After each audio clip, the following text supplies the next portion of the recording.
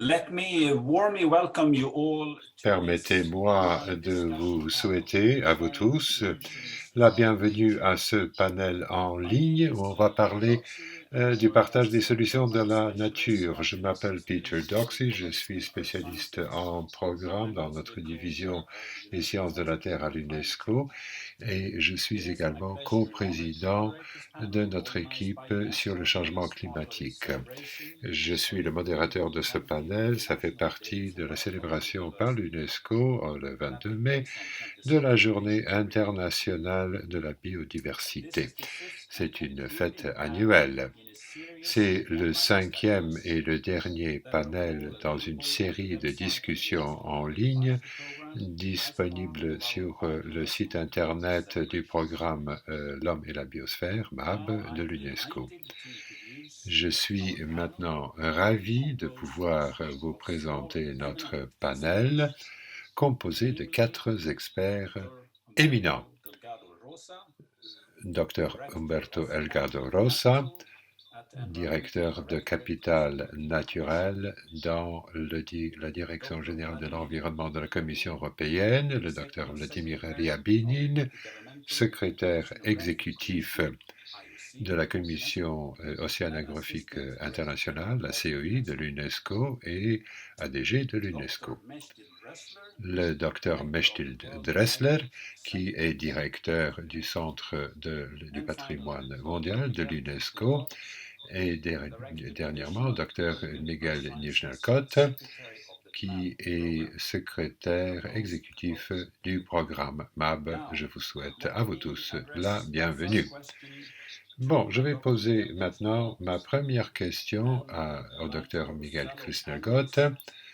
Comme les autres membres du panel, vous aurez un maximum de 3 minutes pour répondre à cette question. Donc, Miguel, vous êtes responsable du programme MAB et de son réseau mondial de réserve de la biosphère. Pouvez-vous nous parler un petit peu de MAB et comment est-ce que ce programme fait la promotion de l'utilisation durable de la biosphère et quel impact de la crise de Covid-19 sur vos activités? Merci beaucoup, Peter. La bienvenue aux autres membres du panel. C'est un grand honneur d'être ici avec vous pour parler de ce sujet fort important. Vous avez mentionné le programme MAB, L'homme et la biosphère. C'est un programme qui fête ses 50 ans l'an prochain. Ça fait partie de l'UNESCO. Vous avez mentionné aussi l'essentiel du programme, à savoir les réserves de biosphère. Vous savez, à l'UNESCO, nous avons une série de 3 programmes qui s'occupent des sites. Mechthild Dressler nous parlera des sites du patrimoine. Ici, nous parlons des réserves de la biosphère. Ce sont des sites qui intègrent la conservation de la nature et le développement durable. Pourquoi? Évidemment, pour la mise en œuvre des objectifs de développement durable et pour l'amélioration de la conservation de la nature, mais en même temps pour améliorer les conditions de vie des personnes de la région en question. Donc, c'est un exercice unique. Il y a 3 zones chaque fois, une zone centrale, une zone tampon autour et une zone de transition encore plus loin.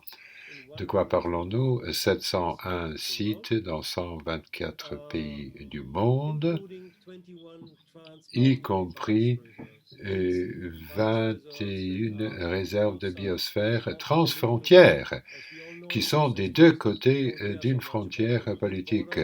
Comme nous savons tous, les écosystèmes s'intéressent beaucoup aux frontières politiques.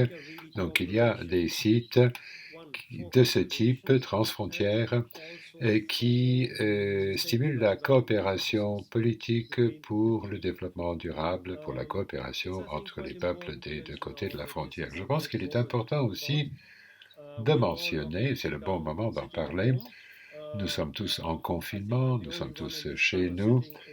Je pense que je suis le seul dans son bureau parce que j'ai dû venir à l'UNESCO aujourd'hui, mais nous savons tous évidemment que nos différents programmes sont touchés. Nous parlons de 152 millions de personnes qui vivent dans ces réserves de biosphère c'est à peu près 5% des terres de notre terre, y compris 1,5% complètement protégées. Donc cela vous donne une idée du cadre de ces réserves de biosphère autour du monde. Donc, votre question est de savoir quel impact de la crise de Covid-19. Évidemment, avec le confinement, c'est un confinement planétaire. Ceci a un impact énorme sur le fonctionnement des sites. Je vais parler tout d'abord des aspects négatifs.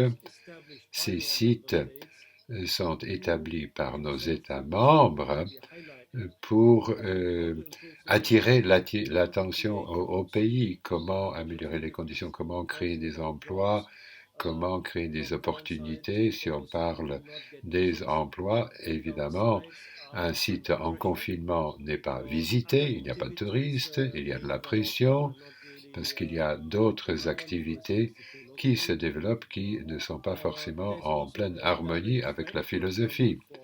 Il y a aussi une menace directe, par exemple pour les grands singes.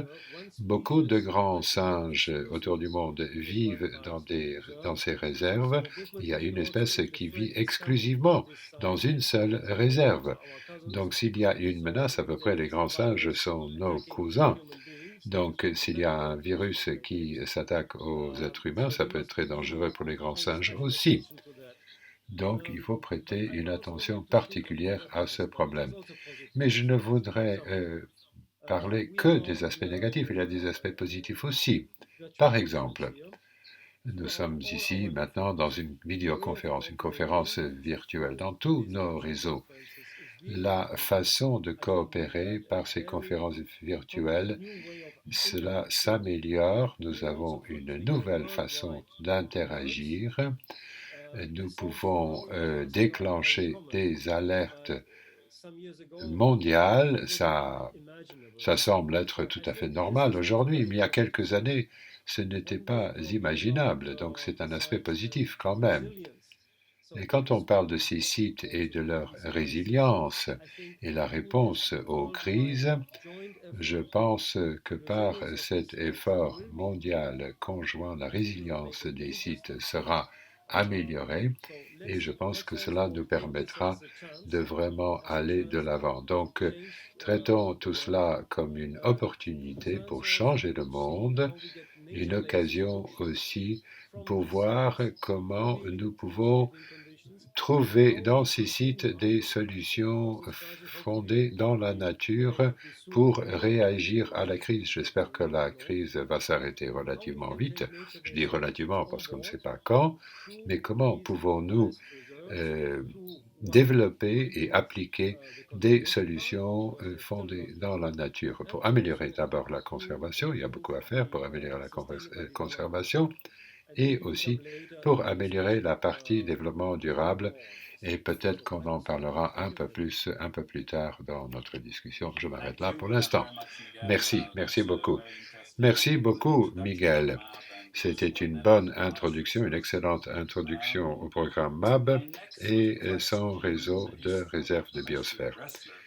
Ma prochaine question pour le docteur Mechtild Dressler. Mechtild, en tant que directeur du Centre de patrimoine mondial de l'UNESCO, vous savez comment est mise en vigueur la Convention du patrimoine mondial autour du monde. Parlez-nous un petit peu de la Convention et comment vous vous occupez de tout cela dans la crise. Merci beaucoup la question. C'est un grand plaisir d'être avec vous pour échanger avec vous. La Convention de l'UNESCO sur le patrimoine mondial, c'est un instrument international juridique unique parce qu'il y a un mélange de biodiversité, protection de la biodiversité et protection des sites culturels. Et actuellement, il y a plus de 1100 sites dans 163 pays, y compris 230 naturels, 30 mixtes et plusieurs paysages culturels, souvent très grands. 150 pays ont ratifié cette convention, donc c'est presque universel. Et cela permet d'avoir un réseau global de surveillance. Il y a quand même 360 millions d'hectares qui sont couverts. Et cette crise sans précédent de la pandémie Covid-19 a eu un grand impact sur les sites du patrimoine autour du monde. Il y a eu la fermeture de beaucoup de sites, ce qui a eu des impacts socio-économiques très importants avec la perturbation des vies communautaires. Il y a beaucoup de gens qui vivent dans et autour des sites, plus de pauvreté, plus d'inégalités et des problèmes avec la surveillance de l'état de la conservation. Nous avons produit une carte que vous pouvez trouver sur notre site internet qui est mise à jour toutes les semaines. Et cela donne une image instantanée de la situation globale. C'est produit comme partie de la campagne UNESCO Covid-19 Partageons notre patrimoine. Cela vous montre l'état des sites, lesquels sont fermés, lesquels ne le sont pas, dans les 160 pays où ils se trouvent. Donc, 90% des pays où les sites se trouvent, les sites ont été complètement ou partiellement fermés. Donc, vous pouvez imaginer la situation. Beaucoup de gestionnaires de sites nous ont parlé des impacts socio-économiques dramatiques, perte de revenus. Il n'y a plus de tourisme, même régional et surtout international, donc perte de revenus pour les gestionnaires, pour les autorités et pour les communautés locales.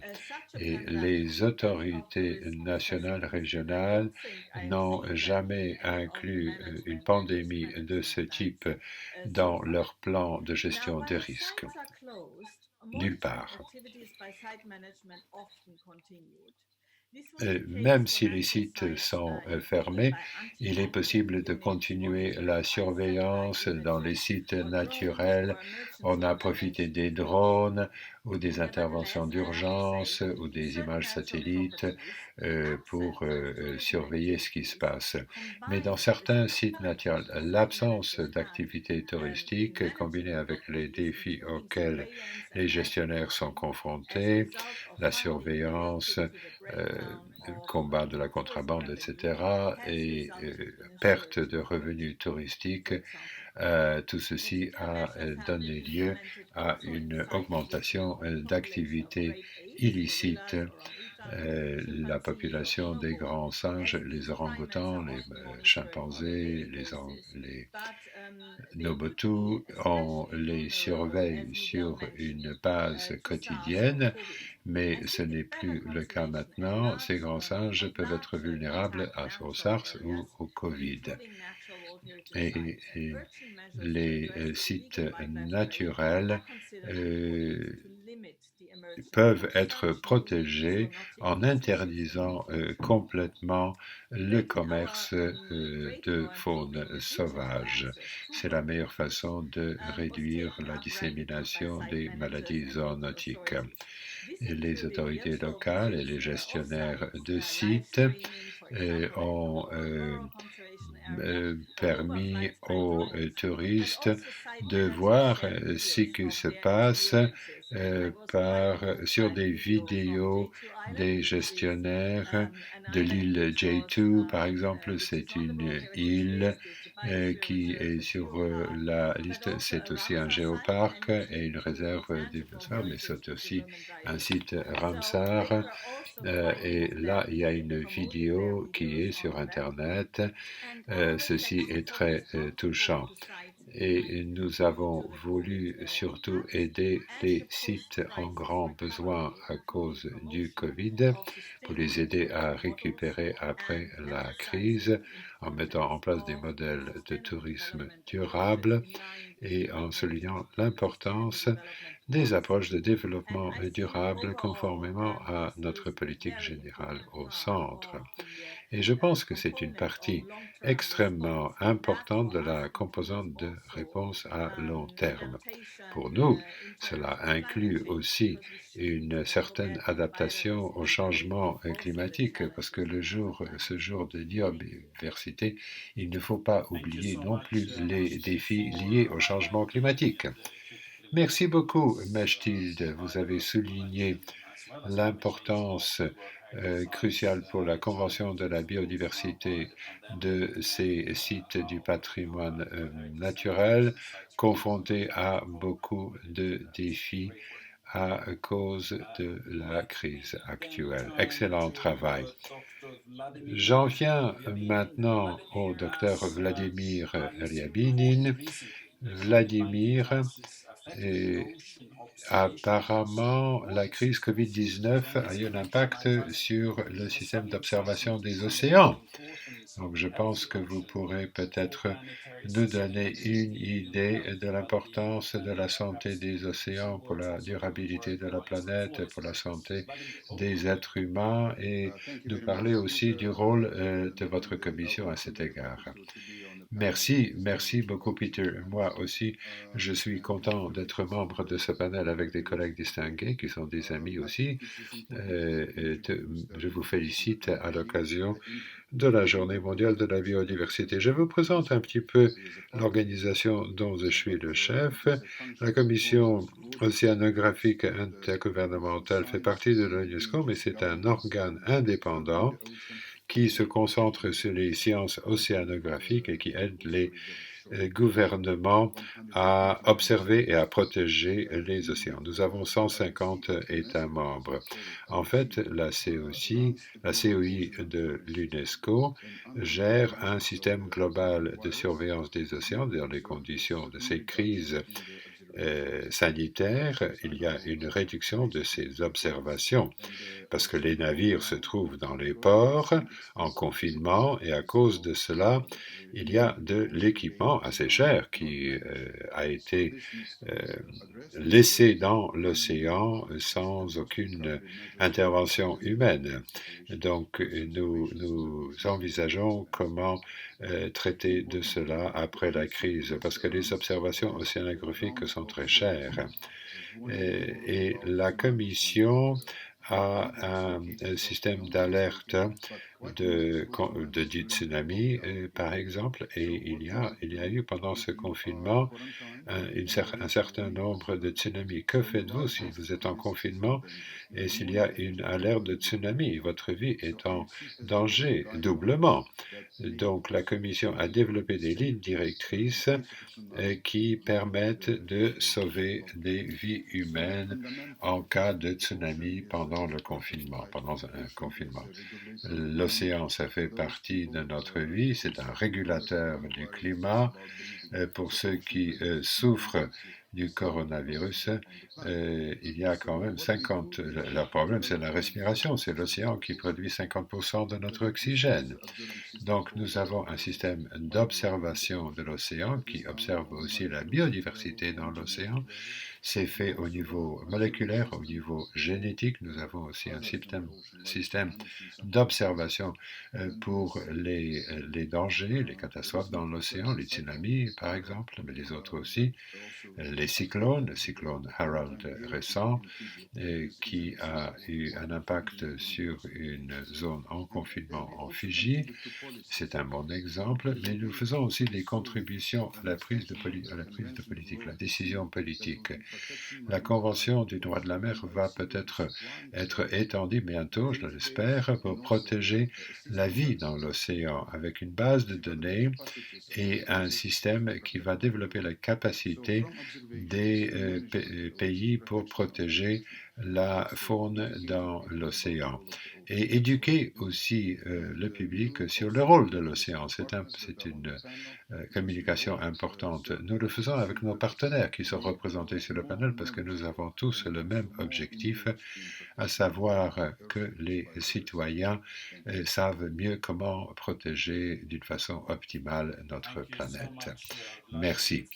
Merci beaucoup, Vladimir. Vous avez souligné l'importance essentielle des océans pour la durabilité planétaire. Je sais que la Commission fait un travail excellent pour sauvegarder ces fonctions essentielles des océans. Et maintenant, Dr. Humberto Algado Rosa, merci d'être avec nous. C'est un grand honneur pour nous. Vous êtes directeur de Capital Naturel dans la direction de l'environnement de la Commission européenne. Quels sont les impacts, à votre avis, de la crise sur la conscience des décideurs politiques et du public de l'importance de la protection de la biodiversité et du capital naturel? Merci, Peter. En fait, c'est pour moi que c'est un honneur d'être membre de ce panel. Je voudrais partager avec certaines idées avec vous. Bon, quand on parle de la crise, on pense tout de suite à la santé, au chômage, perte d'emploi, perte de revenus. Il y a évidemment un premier impact socio-économique, mais il y a d'autres impacts qui viennent. Et comment est-ce possible? Comment sommes-nous arrivés jusque-là? Comment soit-il possible qu'une petite entité biologique puisse mettre en pause toute la vie socio-économique et technologique des êtres très puissants que nous sommes? Bon, c'est une origine naturelle, cette pandémie, et il va y en avoir d'autres si nous ne changeons rien, sont dues à notre mauvaise utilisation de la faune sauvage, la destruction des habitats naturels, et ceci renforce l'idée qu'il y a quelque chose qui cloche dans notre façon d'organiser nos sociétés et nos modèles socio-économiques. Sinon, la nature, si on ne change rien, la nature va nous envoyer ses factures, comme on le dit parfois, avec les événements météorologiques extrêmes, les insectes qui disparaissent, surtout les abeilles, ou les incendies forestiers qui brûlent des kilomètres carrés de nos forêts. Quand nous sommes entrés en confinement, nous nous sommes dit, voilà, nous voulons résumer nos vies, mais est-ce que nous voulons revenir à ce mouvement frénétique avec tant de réunions, tant de voyages? Peut-être qu'il y a une meilleure qualité de vie avec moins de pollution qui soit possible, avec plus de nature autour de nous. Donc je pense que le Covid-19 va nous permettre de mieux nous attaquer à d'autres problèmes importants, perte de biodiversité, changement climatique. Nous avons besoin de résilience, nous avons besoin de changement. Et heureusement, dans l'Union européenne, nous avons une Commission européenne qui a fixé comme grande priorité le nouveau contrat vert qui se concentre beaucoup sur la biodiversité, sur l'économie circulaire. Mais c'est aussi un agenda socio-économique, parce que l'idée, c'est que le climat, la correction du climat et de l'environnement peut être fait d'une façon économique, avec une inflation économique et avec une bonne transition, surtout pour les secteurs qui sont en difficulté. Et les États membres ont grandement appuyé ce nouveau contrat vert, les entrepreneurs aussi, les parlementaires. Donc, ça sera le leitmotiv dans notre approche à la récupération. Et dans cette vague d'investissement qui va venir, il y a beaucoup d'opportunités d'emploi quand on s'engage vis-à-vis de la nature. Et planter plus d'arbres, changer l'agriculture, apporter des solutions trouvées dans la nature, c'est vraiment la meilleure façon de revenir à des économies plus durables. Donc je pense que en général, ceci va aider nos agendas à être plus convivial pour la nature. Merci beaucoup pour cette esquisse de ce que fait la Commission européenne. Vous avez parlé comment cette relation entre la société et la biodiversité peut changer. Espérons qu'on ira vers des actions en faveur de la biodiversité plus forte à l'avenir. Merci beaucoup pour cela. Maintenant, chers membres du panel, je vais vous poser notre question primordiale de discussion. Comme nous savons tous, l'année 2020, c'est une année importante pour la biodiversité, avec le développement dans la Convention biodiversité d'un nouveau cadre post-2020 pour la biodiversité qui devrait contribuer à l'agenda 2030 pour les ODD et permettre à la communauté globale d'aller vers la vision pour 2005 de la biodiversité. Dans ce contexte, ma question à vous tous est la suivante. Quelles sont les solutions que vous voudriez voir incluses dans ce cadre post-2020, des solutions qui nous permettraient de mieux rebâtir après la crise Covid, avec des solutions qui permettraient de bâtir des sociétés agissant en harmonie avec la biodiversité et la nature, et comment pouvons-nous travailler mieux ensemble tous pour assurer ce meilleur avenir? Voilà la question pour vous tous. Mechtild, voudriez-vous peut-être commencer pour répondre à cette question? Merci. Vous avez la parole. Merci pour la question. Je sais que cette pandémie actuelle montre jusqu'à quel point nous avons détruit les écosystèmes et la biodiversité et jusqu'à quel point ceci est délétère pour notre santé et pour nos économies, comme Umberto vient de le dire. Cela met en danger ce que nous avons fait jusqu'ici pour atteindre les ODD, le Covid-19 comme Ebola et SARS.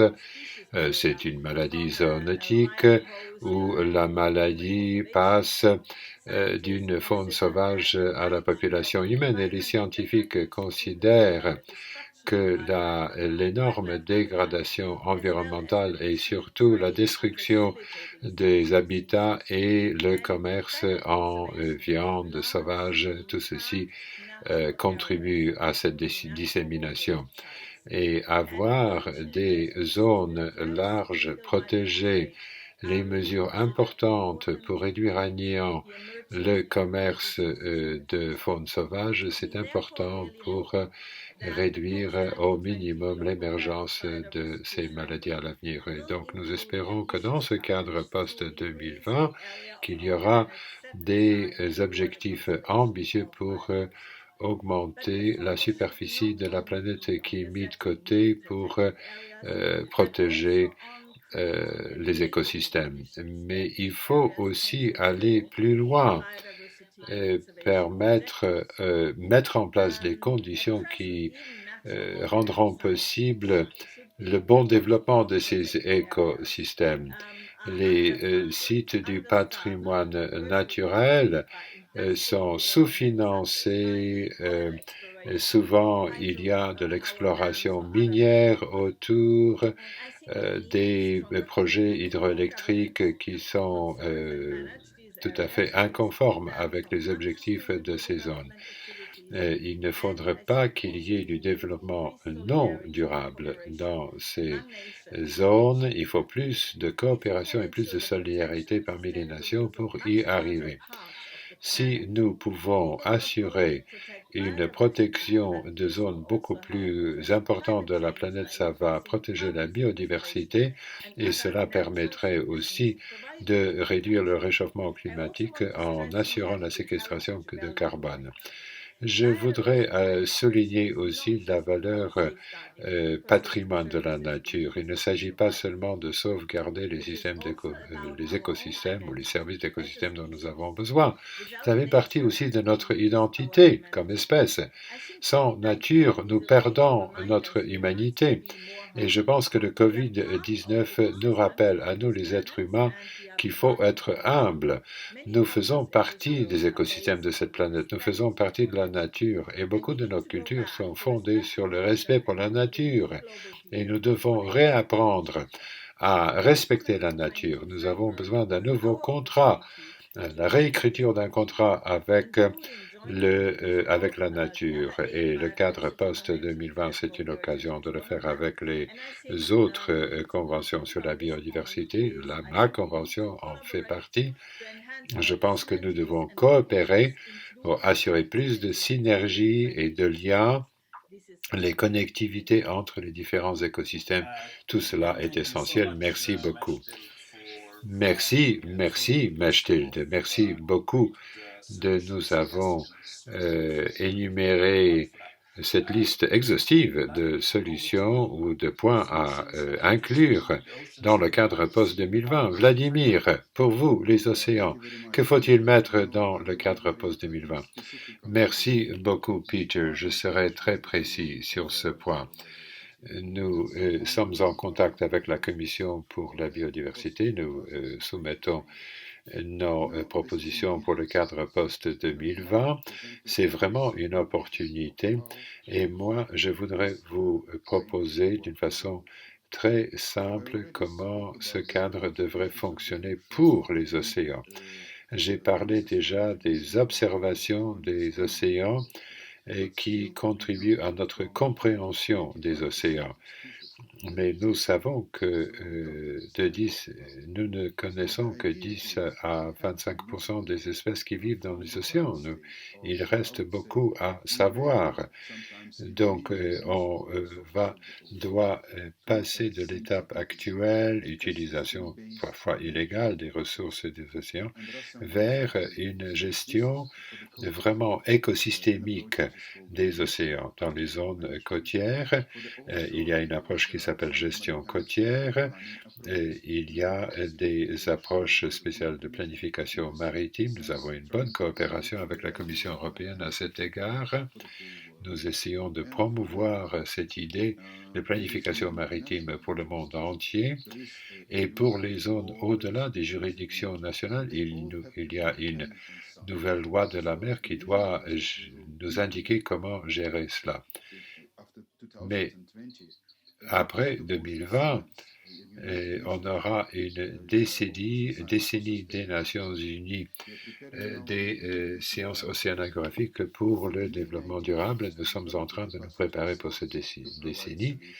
Et la grande idée, c'est d'améliorer la capacité des sciences pour observer, pour proposer des politiques et de mettre en place aussi un environnement pour le public, pour les sociétés privées, pour qu'ils comprennent mieux les océans et pour qu'ils agissent d'une façon durable dans les océans.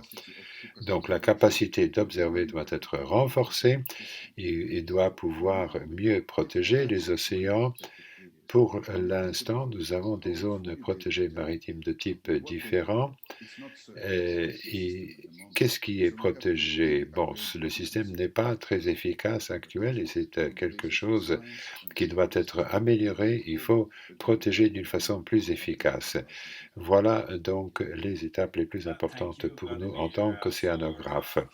Merci beaucoup Vladimir d'avoir souligné encore une fois l'importance globale des océans et les contributions cruciales que la science peut faire pour une meilleure compréhension des océans et une meilleure protection des océans.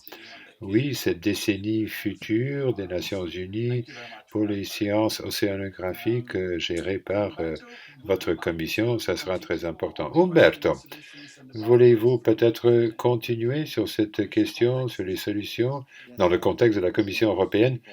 Oui, tout à fait.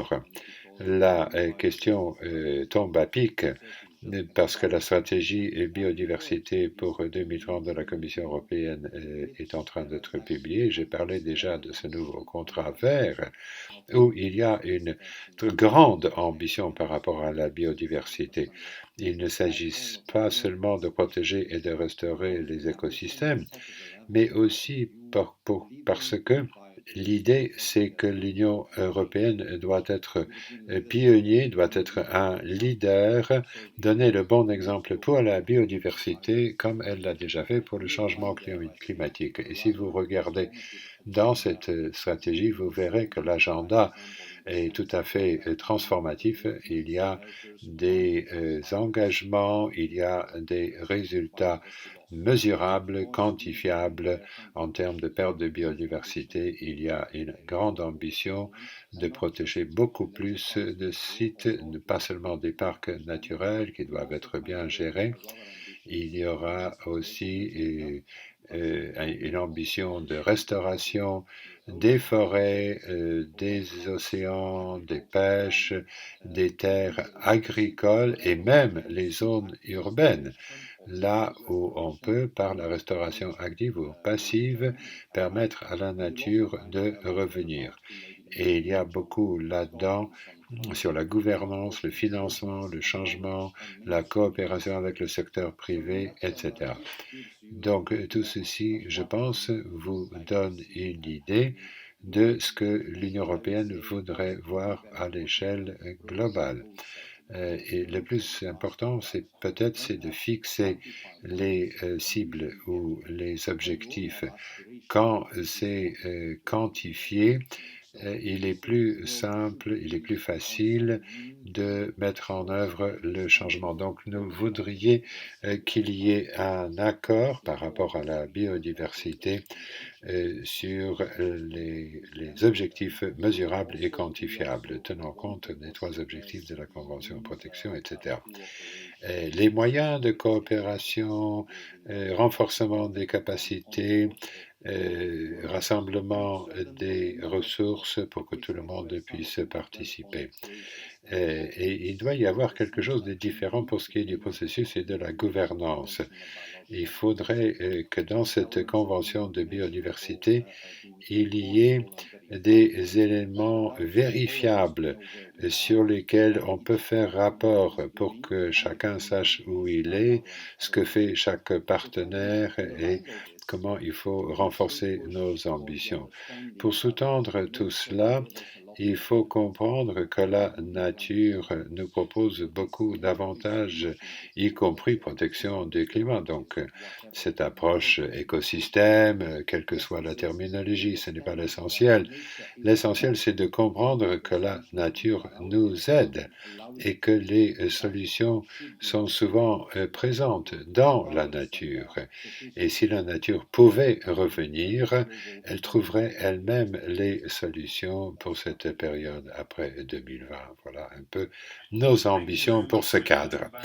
Merci, merci beaucoup, Umberto, et merci de nous avoir donné une bonne idée de cette nouvelle stratégie sur la biodiversité que vous voulez promouvoir, des actions globales, etc. Merci beaucoup pour cela.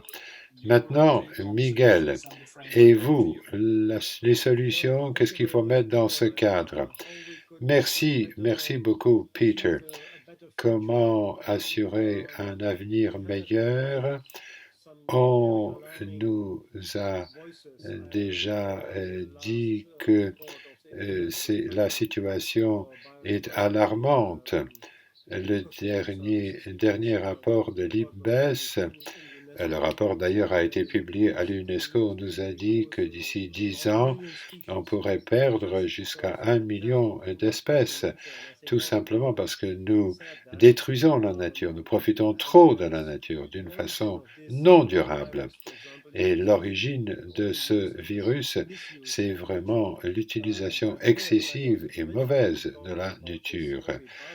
Nous parlons de ce virus Covid, mais il y en a d'autres. Il y a un virus sur les tomates. Ce n'est pas dangereux pour les êtres humains, mais c'est dangereux pour une légume qui est extrêmement importante pour nous tous. Et on pourrait imaginer des pandémies de ce type de maladie parce que justement nous exagérons avec la nature. Et quand on parle de solutions basées dans la nature, nous croyons beaucoup aux médicaments, vaccins et d'autres solutions techniques. Mais quand on parle de restauration écologique, ce n'est pas vraiment à l'ordre du jour politique. Il faudrait qu'il y ait un engagement plus concret des pays par rapport au modèle qui existe déjà. On vous a donné quelques chiffres. Moi, je dirais, concernant le programme MAB, l'homme et la biosphère, Et nous travaillons dans 124 pays, donc il y a à peu près 70 pays autour du monde qui ne participent pas à notre programme. Et je voudrais profiter de cette occasion pour appeler ces pays, faire un appel à ces pays de nous rejoindre. Je pense que c'est valable pour les océans aussi, et pas toujours sous la souveraineté nationale. Mais oui, il faudrait que les gouvernements s'y attellent sérieusement. Nous avons des programmes qui fonctionnent, qui sont très sérieux, mais il faudrait que la coalition globale fonctionne vraiment. À l'UNESCO, à l'Union européenne et ailleurs, nous avons beaucoup d'outils qui sont complémentaires, qui fonctionnent bien. C'est peut-être tant mieux qu'il y ait des différences parce que cela permet de s'attaquer à ces problèmes de différents points de vue. Il n'y a pas forcément de solution définitive. Il faut voir comment cela fonctionne. C'est un petit peu comme un virus qui est en mutation. Il faudrait que nos esprits soient en mutation. Et cet engagement plus concret des pays, des gouvernements, c'est très très important. Et malheureusement, nous avons vu, pour ce qui est de l'accord de Paris par exemple, c'était un grand, grand pas en avant, mais malheureusement certains pays ont fait marche arrière et se sont retirés de cet accord. C'était un tel effort pour arriver à cet accord, et pour la biodiversité, il ne faudrait pas que ce soit la même chose. Et il ne suffit pas d'avoir des sites, avoir plus de superficie couverte. Non, il faudrait qu'un travail concret dans le terrain soit fait pour mettre en place les solutions qui ont été mentionnées. À l'échelle globale, comment aller de l'avant au niveau des Nations Unies? Et non seulement, nous avons des très bons mécanismes, mais malheureusement, ça reste que des vieux pieux souvent. Nous avons besoin d'un engagement plus concret pour trouver ces solutions. Les sites sont très utiles parce qu'il faut aussi démontrer, il faut donner la preuve. Quand on a fait quelque chose, est-ce que la situation s'est améliorée? Et il est important aussi de voir le lien entre l'homme et la nature. Ce n'est pas la nature et l'homme en conflit, en antagonisme. Non, nous sommes la nature, nous faisons partie de la nature. Les grands singes sont nos cousins. Nous faisons partie de tout cela. Donc il faut voir cela comme un ensemble.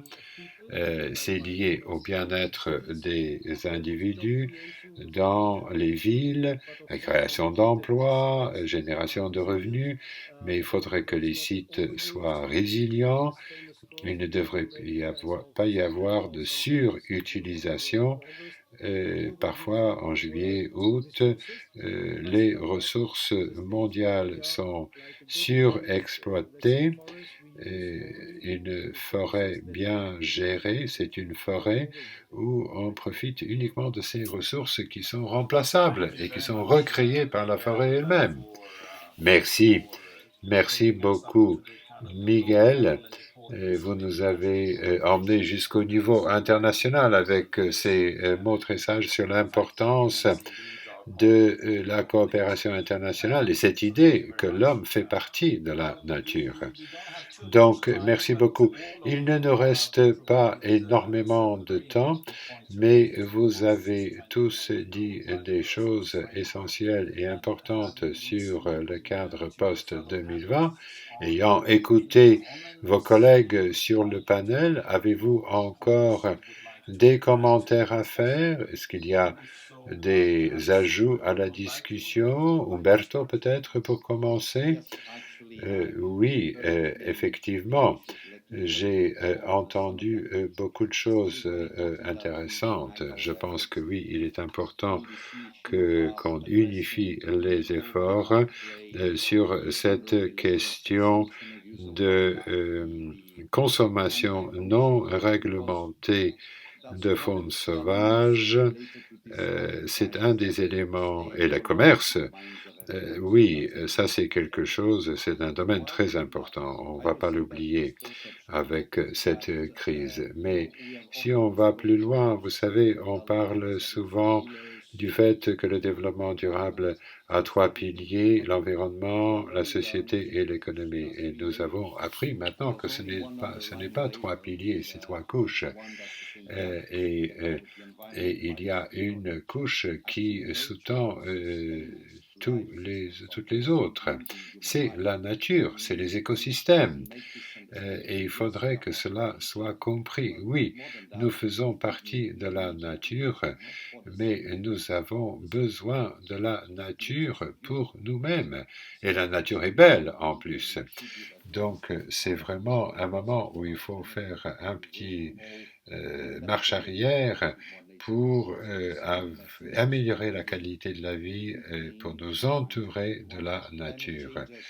Le changement climatique est, est vraiment en haut de l'agenda politique et je pense que la biodiversité y arrive et doit y arriver. Et je pense que tous les membres du panel sont d'accord avec cela. Merci, merci Umberto pour ces points supplémentaires, c'est tout à fait à propos. Miguel, je vous redonne la parole si vous voulez ajouter des commentaires. Oui, oui, très brièvement, Peter, pour réagir à ce que Umberto vient de dire. Oui, nous avons besoin de plus de nature et je voudrais citer ce qui a été dit à la dernière conférence générale par notre directrice générale.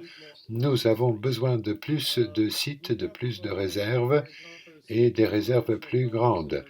La Convention de biodiversité a donné une cible dans le nouveau cadre de protection de 30% de la superficie terrestre. Et pour le programme MAB, nous avons 5% de zones protégées, 1,5 strictement protégées. C'est à peu près la superficie de l'Australie. Cela semble grand peut-être, mais non, c'est pas grand du tout. C'est très peu par rapport au reste. C'est un bon début peut-être, mais il faut y aller plus loin. Nous avons un objectif. Quand j'ai dit nous, c'est pas seulement le système des Nations Unies ou les agences spécialisées, c'est la communauté mondiale et les décideurs gouvernementaux, pas seulement au niveau national, mais aussi au niveau régional et local. Je pense que nous pouvons atteindre cet objectif. C'est tout à fait faisable. Les outils sont en place, bien définis.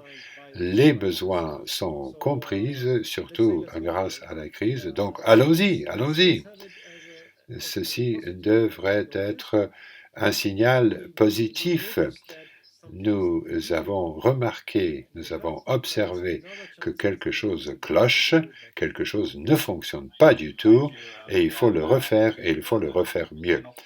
Oui, merci Miguel, et merci d'avoir terminé avec une petite note positive. Mechtil, quelques commentaires de clôture? Oui, merci beaucoup. Je suis d'accord avec mes collègues sur les points soulevés. Je suis de l'opinion que le patrimoine, c'est quelque chose que les générations précédentes nous ont laissé et que nous allons laisser aux générations futures. Notre patrimoine culturel et naturel, ce sont des sources irremplaçables de vie et d'inspiration. Et je pense que c'est une leçon très forte, un message très fort du patrimoine mondial. Et la nature, c'est crucial, et la culture, c'est les relations entre les hommes et nos relations avec la nature. J'encourage donc tout le monde de redécouvrir le monde de l'océan, les réserves de la biosphère et les sites du patrimoine. Et pour la récupération après la crise, il faut changer complètement nos approches. Par exemple, nous avons besoin d'un tourisme hautement durable dans nos sites et je souhaite à tout le monde tout le mieux ce 22 mai à l'occasion de la Journée mondiale de la biodiversité. Merci beaucoup. Nous avons de plus en plus à fêter et tant mieux. Les solutions sont dans la nature, mais pour revenir à ces solutions, nous avons besoin de la culture. Vladimir, vous auriez peut-être des commentaires aussi de clôture, des commentaires supplémentaires? Merci, Peter. Moi aussi, je voudrais conclure en disant que j'étais très heureux de pouvoir participer à ce panel fort positif, à mon avis. Mon message serait le suivant. Je vais essayer d'être clair et bref. Revenir, ça ne peut pas être revenir à la normale parce que ce qui existait n'était pas normal, Il faut rebâtir mieux. Il faut revenir à un monde meilleur avec une compréhension nettement meilleure du rôle de la science. La science doit permettre à ce monde de travailler d'une façon durable, mais la science est difficile. Et donc le message de Mechtilde est tout à fait à propos. C'est l'éducation et la science qui changent la mentalité des esprits. Et le logo de l'UNESCO sur le changement climatique, bon, il ne faut pas changer le climat, il faut changer les mentalités, il faut changer les esprits.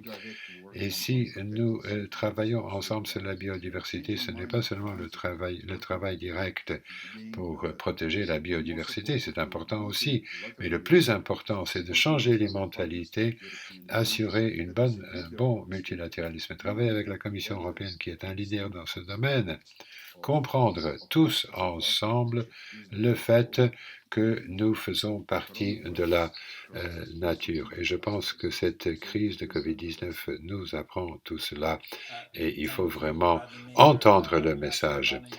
Merci, merci Vladimir.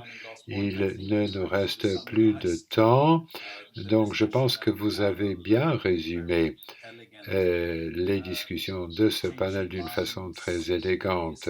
Changer les mentalités, changer les esprits, c'est un sujet important pour la communauté globale. C'est essayant que nous faisons à l'UNESCO. Nous sommes responsables de la science, de la culture et de la communication et de l'éducation. Et Miguel, vous avez mentionné notre réseau important de sites, Mechtilde aussi, de nos sites autour du monde, où nous essayons d'assurer une utilisation durable de la biodiversité. Donc les outils, comme vous l'avez dit, sont en place, sont à la disposition des États membres de l'UNESCO et évidemment la CEI travaillant sur les océans. Vous êtes vraiment les sauvegardes parce que c'est grâce à vous que les sciences océanographiques travaillent au bénéfice de l'humanité. Et nous savons tous que l'Union européenne a des grandes ambitions pour le nouveau cadre de biodiversité. Donc merci à vous tous pour vos idées essentielles, pour vos échanges.